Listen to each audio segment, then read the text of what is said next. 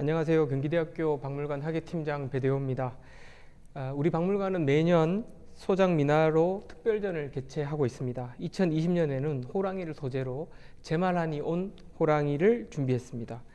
우리 박물관에서 소장하고 있는 미나와 지역예술가 백재중, 소연우, 유영미 등 3명의 지역예술가의 작품을 함께 전시했습니다. 경기도와 수원시가 후원하고 우리 박물관이 주최하는 이번 전시는 2020년 9월 7일부터 2023년 6월 16일까지 이곳 소송박물관 2층에서 열립니다. 많이 오셔서 관람해 주시면 좋겠습니다. 그리고 우리가 지금 함께하고 있는 이 방송은 우리 박물관 특별전 연계 프로그램 라이브 클래스 온리 유입니다. 온라인에서 감상하고 이해할 수 있는 당신을 위한 라이브 클래스 총 3회에 걸쳐서 방송됩니다.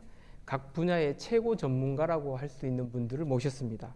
그리고 온라인으로 참여하고 계신 분들 중에서 질문을 남겨주시는 분 5분을 선정해서 저희가 특별전 기념 꾸러미를 보내드리려고 합니다. 많은 참석 부탁드립니다. 그럼 오늘 첫 시간으로 가해민속박물관장이자 현재 한국박물관협회장의 중책을 맡고 계시는 윤열수 관장님 모셨습니다. 그 미나와 관련돼서 논문도 많이 쓰시고 대중적인 강연도 많이 하셨는데 어떻게 미나를 연구하게 되셨는지도 좀 궁금합니다. 에밀레 박물관이라는 자체가 에밀레라는 얘기는 성덕대왕 신종 얘기인데 실제로는 에밀레라는 그 용어가 이게 발음이 아주 좋은 거라고 합니다. 그래서 그 조자룡 선생님의 그 쉬운 발음. 그러니까 미국에서 오랫동안 공부한 조자룡 선생님이었기 때문에 어떻게 하면 한국 문화를 쉬운 용어로 외국인들에게 소개할 수 있을까. 그래서 에밀레라는 이름을 붙여줬어요. 그 다음에 에밀레 하면 뭐 삼국시대의 종 얘기를 생각하게 되는데 그 발음이 좋고 그래서 미나가 일반 대중 편안한 그림으로 생각했기 때문에 같은 맥락에서 에밀레라는 이름을 붙이게 되었었고 그 박물관에서 그렇게 1973년부터 근무를 하게 되었기 때문에 아무래도 미나를 접하게 되었었고 그러니까 처음에는 아마 여기에 그 계신 이 화면을 보신 분들이 민화를 접하기가 쉽다고 생각을 하고 있습니다. 그러니까 우리 조상들이 쉽게 그래서 민중 대중들의 문화 속에서 형성된 문화가 바로 민화였기 때문에 누구나 쉽게 접할 수 있고 물론 저도 그런 맥락에서 아마 처음에 민화에 빠져들어갔던 것 같습니다. 그래서 처음 민화박물관에 들어가서 지금까지 계속 민화와 관련된 역할들을 해왔다고 봅니다. 예, 감사합니다. 그 우리 박물관 특별전을 조금 일찍 오셔서 한번 쭉 둘러보셨어요. 그래서 그 제목부터 해서 우리 박물관 소장품하고 지역 예술가들이 함께 전시했는데 어떻게 한번 보신 소감을 간단하게 말씀해 주시면. 금년 호랑이해에 국립민속박물관을 비롯해서 꽤 많은 박물관들이 호랑이 현대 작가의 그림이나 또는 국립중앙박물관 같은 데서 이건희 컬렉션에 있었던 호랑이들 꽤 호랑이 전시를 몇 군데서 했는데요. 지금 경기대학교 박물관에서 가장 많은 양을 큰 전시를 할애해서 전시하고 있는 게 대표적인 금년 호랑이 전시회라고 볼 수가 있습니다. 물론 저 같은 경우는 국내에서 벌어지고 있는 호랑이 전시회를 다 찾아가 보고 관여하기도 했습니다만 지금 경기대학교 박물관처럼 다양하게 호피도 또는 호력도 호랑이 그림, 호랑이와 관계된 도서전까지 생각했다는 게 참 특이하고 역시 그 경기대학교 컬렉션 미나가 대단하다는 증거 중에 하나라고도 볼 수 있겠습니다. 본격적으로 호랑이 이야기 조금 들어가서 그 우리나라가 이제 1988년도 서울 올림픽 그리고 2018년도에 이제 평창 이렇게 2번의 올림픽을 열었는데 뭐 두 번 다 공통점이 호랑이가 마스코트로 선정이 됐어요. 그래서 이제 세계인과 함께하는 이 축제에 두 번 다 이렇게 호랑이를 마스코트로 선정했다. 이게 좀 각별한 의미가 있을 것 같은데 어떨까요? 88 올림픽을 시작할 때 한국의 상징을 무엇로 할 것인가. 그래서 그 학자들이나 아니면 매스컴에서 굉장히 고민을 많이 했었고, 예. 그 여러 가지 뭐 까치, 토끼, 사슴 여러 가지 그 상징물들이 나왔었는데 호랑이로 결정되어서 호돌이가 결정됐지 않습니까? 네, 네, 네. 또 이번 그 겨울 올림픽 같은 경우도 한국의 상징을 뭐 21세기 컴퓨터 문화에서는 아마 그 어떤 동물보다는 뽀로로 같은 것이 한국 상징으로 돼야 되지 않느냐라고 일부에서는 매스컴에서 그렇게 끌고 갔었지만 역시 눈이 내리는 동계올림픽에서는 백호가 된단 말이죠. 결국은 한국에서 올림픽 가장 큰 세계적인 행사를 치를 때 한국의 상징으로 호돌이와 동계올림픽 마스코트로 두 번 지정이 됐지 않습니까? 네. 결국은 그 전 세계적으로 동물들이나 여러 가지 상징을 가지고 올림픽을 하는데 한국이 우리나라가 호랑이 나라가 됐다는 것을 정말 자긍심을 가지고 한국 호랑이에 대한 것은 그 한국적인 상징으로 얘기할 수 있다고 봅니다. 그 사실 우리가 흔히 이제 자청용 우백호다 이렇게 하는데 제가 이제 그림을 보면 우백호가 호랑이 같이 생기질 않았어요. 그래서 이걸 이제 호랑이라고 할 수 있을지 한번 여쭤보고 싶어요. 그러니까 그 자청용 우백호의 상징은 결국 중국의 도교 사상에서 나왔거든요. 그렇지만 우리가 일찍부터 자청용 우백호라는 어떤 그 명당, 네 방향의 지형을 상징하고 있었는데 사실은 한국 사람은 태어났었을 때 명당 집에서 태어납니다. 그리고 태어나서 죽을 때도 명당 자리에 들어가고 싶어해요. 그렇게 보면 태어나서 죽을 때까지 그 자청용 우백호 그 카테고리 속에 들어 있었던 겁니다. 그래서 지금 그림에서 보시면 고구려 고분벽화의 그 백호가 보이는데요. 이 고구려 고분벽화 속에서도 그렇습니다. 네 방향을 지켜주는 역할을 했었죠. 근데 문제는 한국 사람들이 생각하는 청룡 백호, 청룡은 역시 그 우리가 현재 생각했던 용과 비슷하게 잘 그려졌습니다. 그런데 여기에 보시면 백호는 이게 호랑이라고 볼 수가 없을 만큼 용과 매우 흡사합니다. 차이점이 어디에 있었느냐 하면 용은 머리에 뿔이 달려 있고 백호는 뿔이 없는 반면에 등 줄기에 몇 가닥의 흰 줄무늬만 있어요.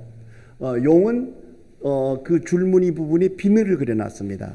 그러니까 생김새를 똑같이 용과 똑같이 그려서 백호라고 생각을 하고 고구려 고분벽화에 나타나는데 그 이유는 간단한 거죠.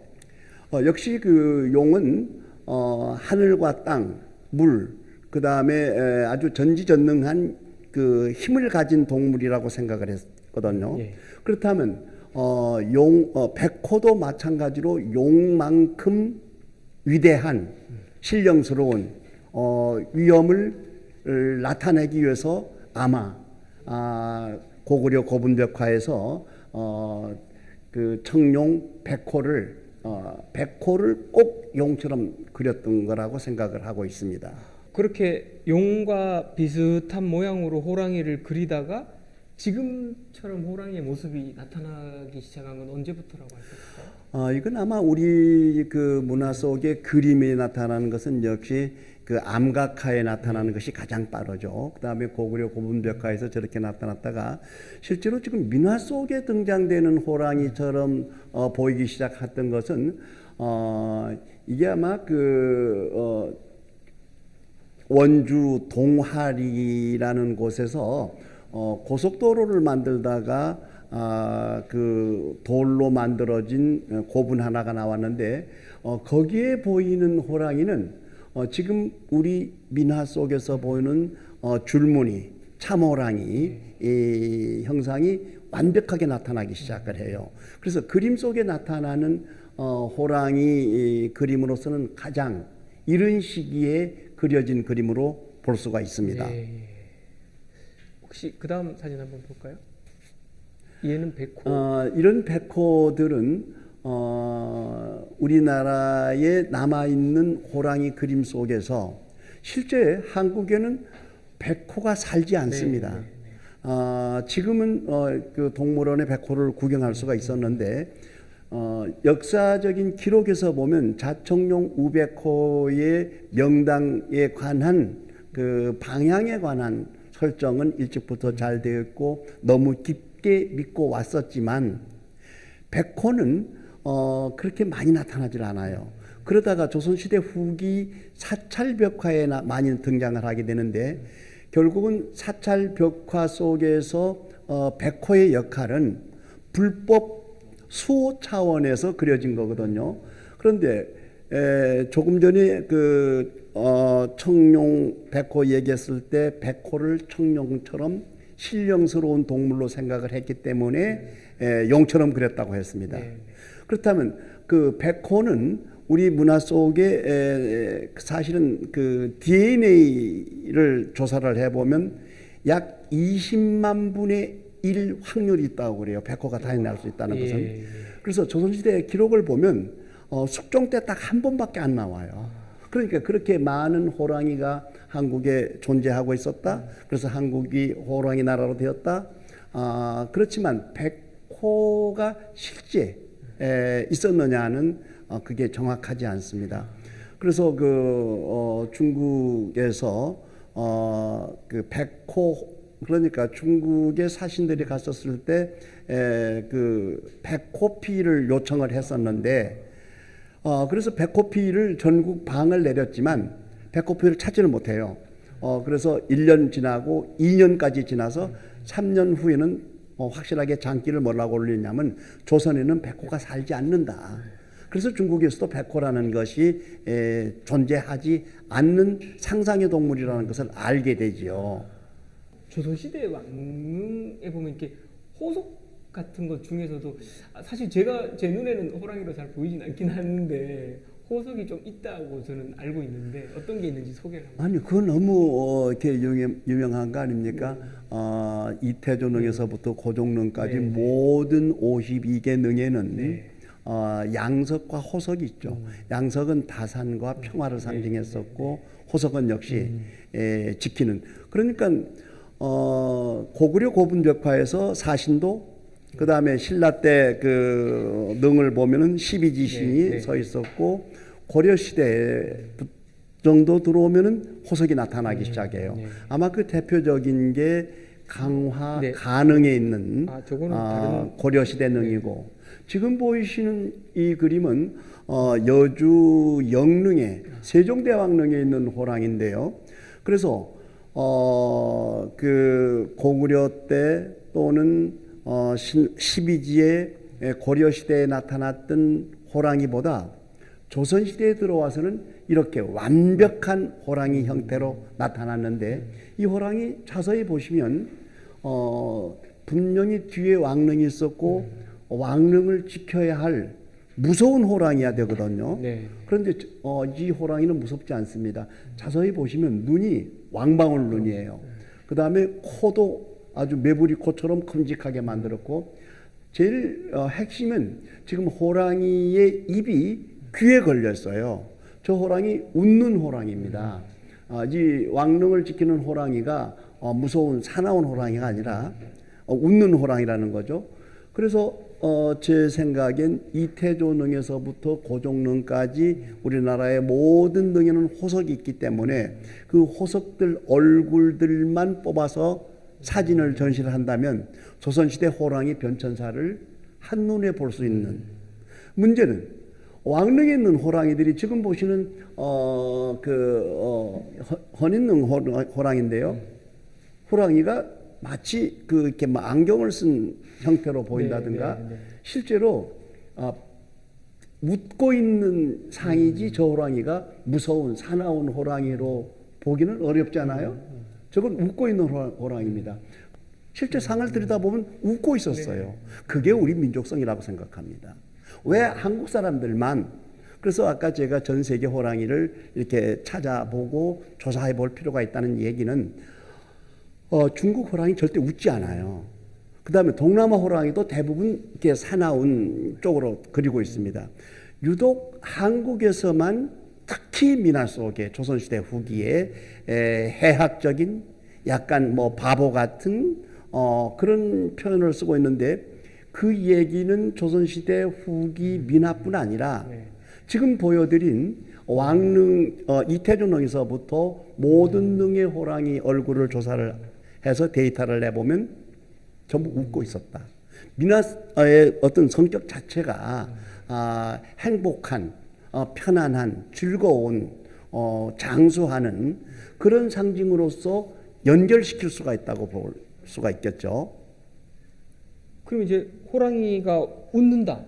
그게 실제로는 웃을 수 없잖아요. 그러면 이제 호랑이의 모습이 사람처럼 그랬단 말이죠. 이신 거네요. 그러니까 제가 강의를 했었을 때 가장 질문이 뭐냐면 저게 호랑이가 아니지 않냐, 고양이지 않느냐, 고양이처럼 생겼다고. 그래서 조선시대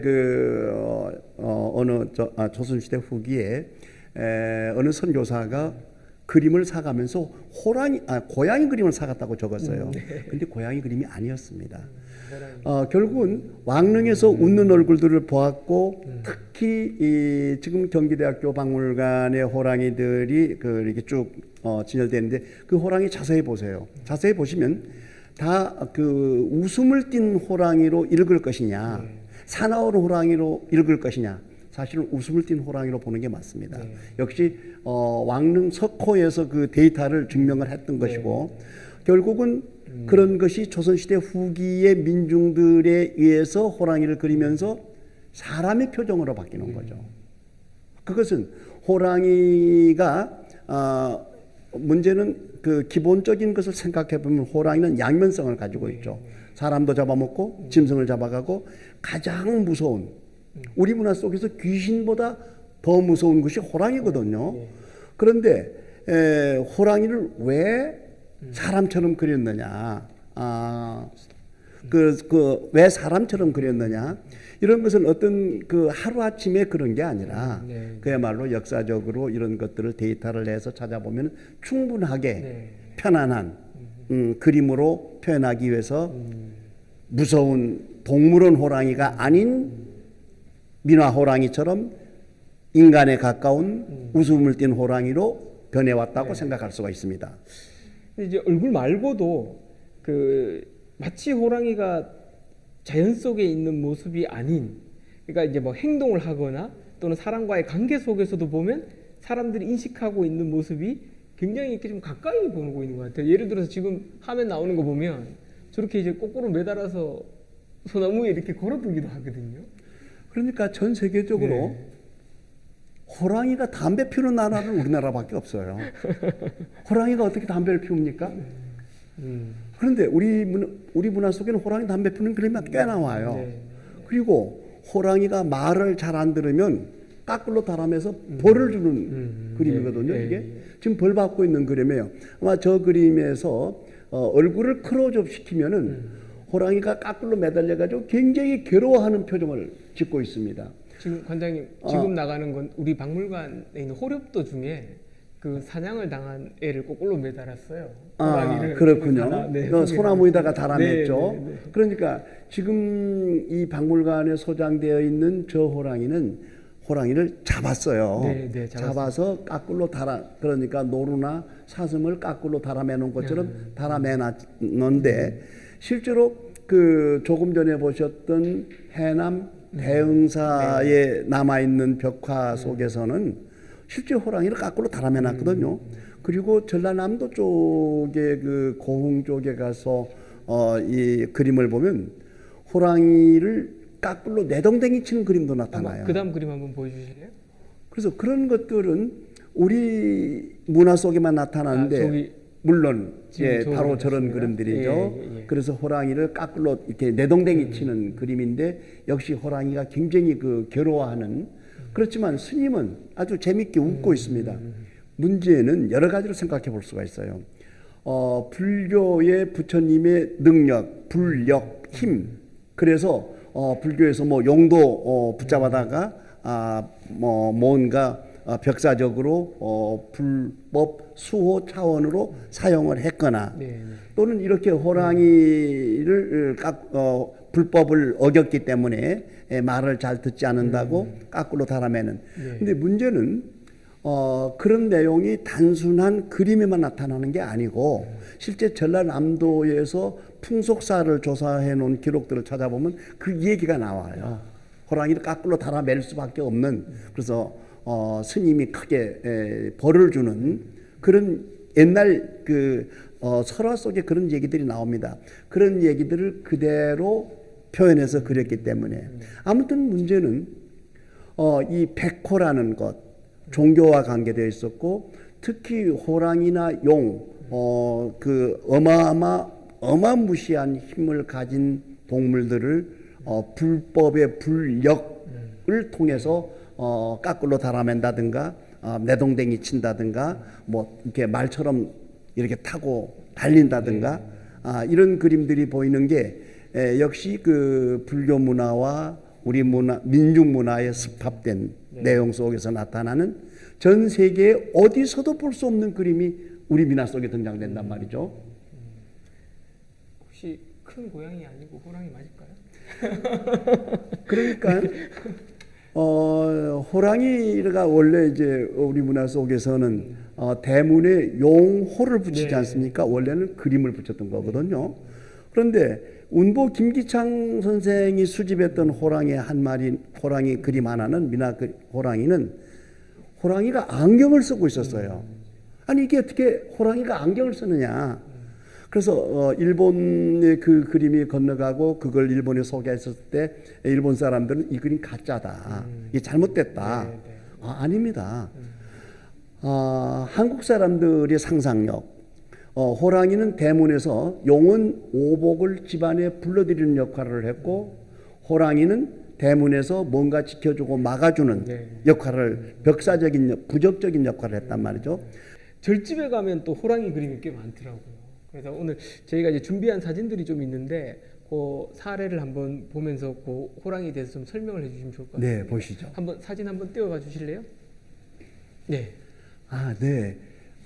이건 순천 사남사에 계셨던 스님인데 17세기에 계셨던 스님이에요.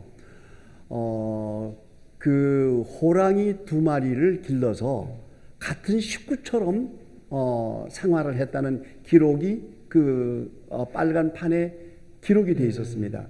근데 더 재미있는 건 이 스님은 법력이 높아서 호랑이를 식구처럼 기를 뿐 아니라 스님이 설법을 하면 반드시 그 비둘기가 날아와서 설법을 들었다고 그래요. 그래서 자세히 그림을 들여다보시면 오른쪽에 테이블이 있고 테이블이 새가 한 마리 그려져 있어요.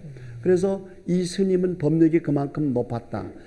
어쨌든 불력으로 호랑이를 이렇게 고양이처럼 길렀다는 기록을 볼 수 있는 그림입니다. 또 다음 보시면 이런 그림은 크기가 약 한 6m짜리쯤 됩니다. 문제는 그 벽화가 지금은 남아 있잖아요. 아까 제가 박물관 경력이 1973년부터 이렇게 박물관에 근무를 했다고 그랬는데 1974년에 찍은 사진이에요. 1974년 무렵에 대구 동화사에서 찍은 사진인데 지금은 흔적도 없어져 버렸습니다. 다시 불사를 해서 좋은 단청을 만들어놨는데 이 호랑이 특징은 호랑이가 붉은색이에요. 실제 우리 문화 속에 붉은색 호랑이는 없습니다. 그런데 문제는 12지 기간, 12지 간지 중에서 가끔씩 뭐 백말띠, 흑말띠, 띠에 따라서 오색, 색깔이 매겨지기도 합니다. 그러니까 12간지와 10간지가 돌아가면서 오방색을 집어넣었던 부여했던 거죠. 그래서 붉은 호랑이가 나타난 거죠. 아무튼 호랑이 크기가 5m, 6m. 또 하나는 저 그림이 18세기에서 19세기 그림일 텐데요. 그 뒤에 꼬리를 보면 그 꼬리를 일직선으로 그렸거나 아니면 일반적으로 호랑이 꼬리를 이렇게 멋지게 휘감는 게 아니라 뒤에 공간이 작으니까 꼬불꼬불하게 그려놨어요. 그렇다면 저 화가는, 저 단청을 하는 호랑이 작가는 굉장히 이렇게 화면 구성이나 전체 배면을 아주 기가 막히게 잘 소화시킬 수 있는 뛰어난 작가라고 볼 수 있습니다. 또 다음 그림 보시죠. 이 그림은 봉선사라고 하는 광릉 내에 있는 절인데요. 그 절이 다 6.25 때 불이 타요. 불이 탔는데 다행히 산신각 하나만 남아 있었습니다. 그러니까 6.25 때도 다른 곳은 다 불을 지르지만 산신각은 역시 그 호랑이를 모시는 산신령님이 도와줄 수 있다고 산신령각을 불태우면 벌 받을까 봐서 그 큰 절을 다 불태워버리고 산신각 하나만 남아 있었습니다. 근데 그 산신각 오른쪽 처마 밑에 저런 그림이 있는데 이 그림을 자세히 보시면 첫째 백호라는 거. 그래서 아까 그 백호는 우리 문화 속에 그 신령스러운 동물로서 주로 사찰, 종교와 관계된 분야에서 백호가 많이 나타났었다. 신령스러운 그림이었기 때문에. 그런데 이 호랑이는 자세히 들여다보시면 구름을 밟고 지나가고 있죠. 결국 무슨 뜻입니까? 하늘을 걸어 다닌다는 뜻이죠. 구름 위를. 그래서 그 그림 자세히 보면 앞발 오른쪽에 날개가 달려 있습니다. 그러니까 저런 그림은 비호, 날비자 비호를 그려놓은 거죠. 그래서 사찰에서 신령스러운 백호이면서 역시 구름 위를 날아다니는 호랑이였다. 지금 보이시는 그림 같은 경우 아주 대표적인 설악산 신흥사에 있는 벽화인데요. 저 그림은 18세기 그림입니다. 마치 그 호랑이가 날개를 타고 박쥐 날개처럼 날아가고 있지 않습니까? 그러면서 생김새가 담비 또는 고양이처럼 그려졌단 말이죠. 어쨌든 우리 조상들이 생각하는 호랑이는 어떻게 호랑이가 날아갑니까? 담배를 피우는 것도 말이 안 되지만 그만큼 호랑이가 빠르다는 표현을 비호라고 했고 실제 그런 용어만큼 그 작품들이 그것도 근래에 설화를 그림으로 그린 현대 작가가 아닌 그러니까 이 그림을 그렸을 18세기 말 19세기 초에 단청화가는 나름대로 자기 상상력을 발휘한 겁니다. 그래서 한국 호랑이가 의외로 그렇게 사람 얼굴처럼 생겼다든가, 이렇게 뭐 담배를 피운다든가, 그 다음에 벌을 받는다든가, 날아다니는 호랑이. 이런 것들이 전 세계 어디에서도 볼 수 없는 한국 문화에서 민중 대중 속에서 만들어졌던 그림들이었기 때문에 어쩌면 지금 우리 한국의 민화가 전 세계에서 가장 각광받는 그림일지도 모르겠습니다. 지금 보시는 그림이 그 수원에 팔달문이 있고 팔달문 바로 옆에 작은 암자 하나가 남아 있는데요. 그 암자에 담배 피우는 호랑이가 나타나고 있습니다. 지금 이 호랑이를 보시면 우리가 호랑이를 굉장히 해학적인 표현으로 읽어내기도 한데 사실은 이 호랑이를 가지고 여러 가지 생각을 할 수가 있습니다. 조선시대 후기 우리 문화는 양반과 아랫 것들의 사이를 연상시키죠. 이 그림 자세히 보시면 산속에서 가장 약한 동물은 토끼예요. 가장 약한 토끼 동물이 갖다가 긴 담뱃돌을 갖다 받치고 있습니다. 그런데 거기에 지금 호랑이는 눈을 부라리고 있죠. 갖다 담배를 받치는데도 눈을 부라리고 큰 목소리로 으르렁거리고 목에 힘을 잔뜩 주고 아주 거만하게 버티고 앉아 있습니다.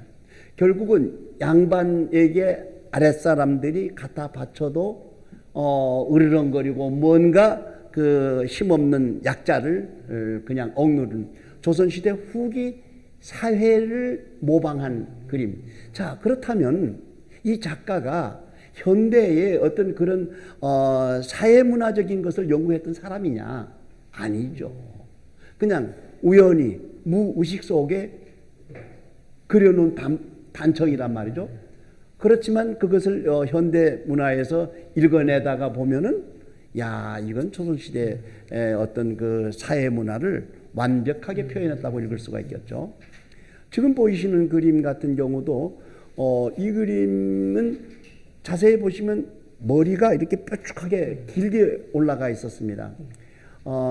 민화 속에서 목숨 숫자 별성자를 쓰는 수성노인, 수성노인은 북두칠성에 속하는 속인데요. 지금 이 할아버지는 천도복숭아를 어깨에다 메었어요. 한 가지 꺾어서. 그리고 호랑이 귀를 잡고 꼭 말 타는 것처럼 지나가고 있습니다.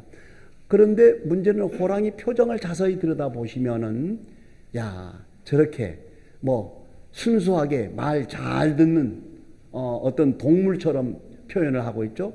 그러니까 이런 그림들을 그린 시기가 지금 호랑이를 연구했거나 그 다음에 뭐 한국 호랑이가 우수하고 뛰어나다 이런 칭찬을 하기 이전. 그래서 제가 지금 연구를 해서 이런 설명을 하고 있습니다만은 이 작가는 당신 생각대로 그냥 그 19세기 그 우리 사회에서 오래 살고 복 많이 받고 신선은 호랑이도 타고 다닌다. 이런 것을 그대로 아주 간단하게 쉽게 표현을 했던 것이죠. 그럼 이제 아무래도 이제 절집에 있는 호랑이에 대해서 소개해 주셨는데 우리나라 민화 중에서 호랑이 그림 하면 대표적인 건 까치호랑이. 그렇습니다. 네, 까치호랑이를 빼놓고는 말을 할 수 없을 것 같은데요. 역시 이 그림도 몇 개 저희가 준비했거든요. 이거 한번 봐주시면서 보시죠. 네네. 까치호랑이 한번 띄워봐 주실래요? 네. 백호네요. 역시 그 서남사 장경각 벽화에 남아 있는 아주 대표적인 까치호랑이입니다.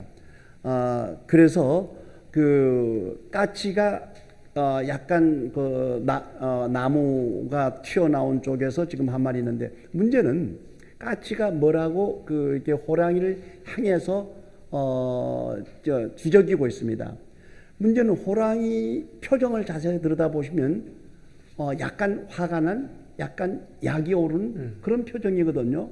그래서 까치가 호랑이를 골려주는 그런 장면으로 볼 수가 있습니다. 문제는 호랑이는 그렇게 신령스럽고 가장 우리 문화 속에서 힘이 강자이지만 그 까치가 호랑이를 골려주는, 그러니까 우리 조상들이 생각할 수 있는 어떤 상상력 속에서 나온 얘기지 실제로는 저는 그 절대 불가능한 일이겠죠. 그런데 이런 호랑이, 까치 호랑이 그림들이 아주 많이 나타납니다. 민화 속에서. 그래서 한국 호랑이가 세계적으로 유명해진 것은 어느 나라에서도 그 호랑이와 까치의 조합 또는 까치가 오히려 호랑이를 골려주는 그런 역할을 하는 곳은 우리 민화 속에서만 나타나고 있었어요. 그래서 한국 민화가 전 세계의 어떤 그 미술을 연구하는 학자들이 봤었을 때는 정말 특별한 그러면서 그 구도나 조합이나 채색이나 이런 게 그 수준이 떨어지지 않은 수준급 이상의 그림들 속에서도 나타나고, 또 역시 민화가 그 뛰어난 화가가 아닌 못 그린 네. 화가의 작품. 지금 보이시는 그림 같은 경우가 잠깐만 더 그야말로 초등학교 한 5학년, 6학년만 돼도 그릴 수 있을 실력의 그림밖에 되질 않아요. 그렇지만 까치호랑이라는 이미지를 확실하게 부여하고 있었고, 결국은 넓은 의미에서 보면 조선시대 후기 문화, 사회를 반영하는 그런 내용들의 그림으로 볼 수가 있겠죠. 이제 아까도 말씀하셨지만 이제 한국과 중국, 일본 이렇게 이제 3개국이 있는데 각 나라마다 이제 호랑이 그림의 특징이 조금 있을 것 같아요. 아주 뭐 크게 말하면 너무 길 것 같고 간단하게 어떤 특징들이 있는지 한번 말씀해 주시면 좋겠습니다. 그러니까 아마 그림에서는 이게 쉽게 보일 텐데요. 예, 예. 지금 중국 민화 호랑입니다. 그 다음에 그 그림 보시면 그 여백 처리 잘 돼 있고 그림도 아주 필력이 뛰어나요. 예. 다만 간단하게 얘기를 하면은 표정이 어떻습니까? 우리 호랑이 웃고 밝은 표정에 비해서 약간 좀 웅큼한 표정을 짓고 있습니다. 그 다음에 일본 호랑이는 뭔가 입을 크게 벌리고 그 굉장히 도전적인 형태로 보여요. 물론 일본에는 호랑이가 살지 않지만 중국에서 조선에서 건너갔던 거죠. 호랑이 문화가. 그게 중국에서 조선에서 건너간 호랑이들은 원래 한국 호랑이인지 중국 호랑이인지 구별이 잘 되지 않아요. 특히 오사카 성에 가서 보면 성의 호랑이 문에 호랑이 그림들이 많이 남아있고 그게 다 일본 국보로 지정이 돼 있어요. 그래서 자세히 보시면 이게 한국 호랑이인지 중국 호랑이인지 구별이 되지 않습니다. 그러다가 1895년 명치유신, 메이지유신이라는 게 생기면서 그 약간 사무라이적인 도전적인 그 사회문화적 현상으로 호랑이가 저렇게 도전적으로 그린 호랑이로 바뀌어버리는 거죠. 그런데 한때 우리 그 올림픽 처음 시작했었을 때 저런 일본 호랑이 그림을 그렸던 작가들이 이게 내가 뭐 10년 동안 호랑이 그린 작가다고 했는데 대부분 일본 호랑이를 그리고 있었습니다. 그러다가 최근에 이제 민화에 대한 연구가 많이 연구되고 발달되고 도록이 많이 나오면서 요즘은 일본 호랑이 그림 작가 잘 없습니다. 전부 민화 속에 등장되는 호랑이를 그리면서 이게 한국 호랑이다. 그래서 한국 호랑이, 특히 경기대학교 같은 데서 호랑이 전시회 크게 하고 그 좋은 그림들을 컬렉션을 해서 보여줄 수 있는, 그러면서 사회에 호랑이 그림이 일본식의 호랑이 그림이 사라지고 또 초기에는 중국 호랑이도 또 많이 그리고 있었어요. 특히 이런 자리에서 내가 얘기해 주고 싶은 건 호랑이 얼굴에 임금왕자를 써놓은 게 있습니다. 한국 호랑이는 아무리 많은 자료를 제가 뒤져봤지만 절대 한국 호랑이에서는 호랑이 머리에 임금왕자를 쓰지 않아요. 중국 호랑이는 상당 부분 머리에다 임금왕자를 써요. 근데 아직도 임금왕자를 쓰면 좋은 거라고 생각을 하고 호랑이를 그려놓고 임금왕자를 쓰고 있거든요. 어쨌든 민화 속의 호랑이라는 게 우리 문화 속에 정말 참 훌륭한 좋은 길을 찾아가는 역할도 하고 있었다라고 생각합니다.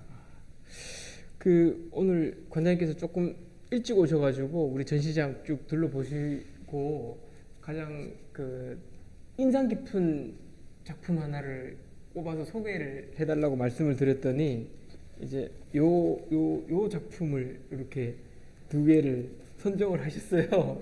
그래서 제가 이거 한번 비춰드리는데 호암도 아모도라고 저희 이제 이름을 붙였는데 이거 한번 좀 그 이렇게 선정하신 이유를 한번 소개해 주시면 좋겠습니다. 그러니까 이런 이게 지금 어떻습니까? 바위죠. 바위 그림인데 왜 바위를 호랑이처럼 우리나라의 지명에 호암미, 호압사, 그 다음에 호랑이 바위 이런 게 굉장히 많이 있습니다. 그래서 실제 자연 바위가 그렇게 생긴 것도 있고, 이 작가는 그러니까 이게 한 쌍으로 이것은 표범을 그렸고요. 이것은 줄범을 그렸습니다. 그래서 이런 호랑이 바위가 괴석이 호랑이처럼 생기게 그려서 이 병풍을 치고 있음으로써 자기도 어떤 그 기를 받는다고 쉽게 한번 얘기할 수 있고 그런 생각을 할 수 있도록 어쨌든 우리 그 문화 속에 호랑이를 나무 조각이랄지 아니면 도자기랄지 흙으로 빚은 것도 가끔씩 보여요. 특히 그 기와를 굽는 그 제화소 같은 데서도 호랑이를 구워서 지붕 위에 올려놓은 경우도 있었습니다. 마찬가지로 이 작가는 상당히 원근법 같은 것을 완벽하게 취하면서 그것도 앉아있는 호랑이의 뒤에 작은 새끼 호랑이까지 가족을 완벽하게 표현을 했습니다. 그러니까 일반적으로 이런 그림을 그냥 보시면 저게 뭐지? 아마 저게 무슨 동물이고 뭐 잘못된 그림이 아닌가? 근데 이것을 호랑이라고 생각을 하고 이게 표범 호랑이를 이렇게 표현할 수가 있구나. 그러니까 단순한 털을 그리고 호랑이 형태를 완벽하게 그리기도 했지만 이렇게 자기만 알아볼 수 있는, 그 다음에 눈 밝은 사람은 금방 알아볼 수가 있었겠죠. 그래서 얼마만큼 우리 조상들이 호랑이에 대한 관심과 상상력의 표현이 다양했으면 이렇게 괴석을 호랑이로까지 그렸겠느냐. 원래는 이 병풍이 팔폭인데 팔폭 병풍이 다 호랑이나 다른 동물로 나타나기도 합니다. 아주 재미있는 그림이었어요. 감사합니다. 사실 오늘 관장님하고 이렇게 저는 이제 평소에도 말씀을 좀 가끔 나눠볼 기회가 있었지만 오늘 호랑이 가지고 이야기를 해보니까 비 오는 날 막걸리 한 잔 받아놓고 하루 종일 이런 이야기를 주고받아도 끝이 없을 것 같은데 시간이 좀 정해져 있으니까 오늘 제가 이제 드릴 수 있는 질문 여기까지 하고 좀 현장이나 또는 온라인상에 질문이 들어와 있으면 좀 받아보도록 하겠습니다. 혹시 질문 한번 해보실 분 계시면 저희가 질문 한번 받아볼게요. 네, 좋습니다. 안녕하세요. 저는 경기대학교 시각정보디자인학과 이공학번 문여호입니다. 오늘 강의 너무 재밌게 잘 들었는데요. 궁금한 점이 있어서 질문드리자면 국내에 문화 1호가나 전문가가 잠깐 있는데요. 그리고 해외에서도 문화가 K-아트로 각광받고 있다고 알고 있습니다. 여기에 대해서 어떻게 생각하시는지 궁금합니다. 역시 학생들이 할 수 있는 좋은 질문입니다. 그러니까 대체적으로 민화라는 것이 18세기에 만들어지기 시작을 했어요. 그 이전에도 민화 비슷한 그림들이 있지만 그것을 민화라고 하지 않습니다. 대부분 18세기 민중 문화가 발전되면서 역시 영정조 시대에 민중 대중문화가 발전되어서 민화가 형성되었는데, 그러니까 우리 발전된 민화는 생활 속에 그냥 생활의 일부 문화로만 생각하고 그게 예술적인 표현은 전혀 상상을 못 했었습니다. 그러다가 이게 1900년대 초반 서양의 선교사들이나 아니면 외교관 또는 우리가 적이 일어났었을 때 유교가 일어나고 나서 유엔군이 들어왔다가 빠져나가면서 상당 부분 민화나 이런 것을 쉽게 가지고 나갔어요. 그래서 처음에는 한국 민화를 진수를 알아보는 건 한국 사람들인 것보다는 일본의 또는 프랑스나 외국의 선교사들이 한국 민화의 아름다움을 먼저 알아봤던 거예요. 그래서 굉장히 많이 나갔던 겁니다. 그러다가 1960년대, 70년대 새마을 사업이 일어나면서 이게 민화가 굉장히 많이 뭐라고 그럴까 쏟아지기 시작을 했어요. 가정집에 있었던 것이. 그러면서 민화에 대한 진가를 서서히 인정하게 되었고 특히 외국에서 인정을 하게 되는데 문제는 동양화 또는 일반 그림들이 일본, 중국, 한국이 비슷한 게 많아요. 사람도 비슷하죠. 우리 가옥의 형태도 비슷하죠.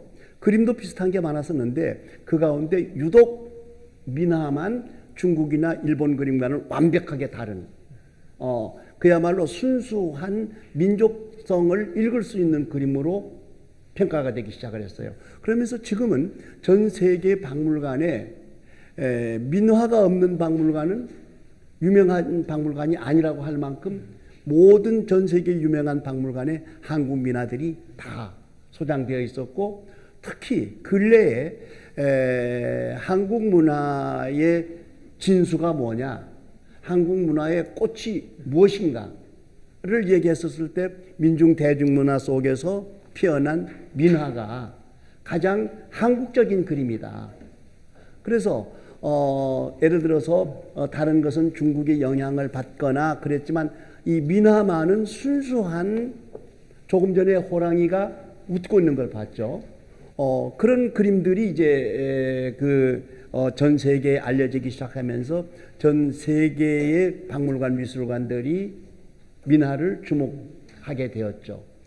그래서 지금은 전 세계 전시회 저는 지금 현재까지도 금년 8월 달에도 역시 외국 전시를 다녀왔는데요.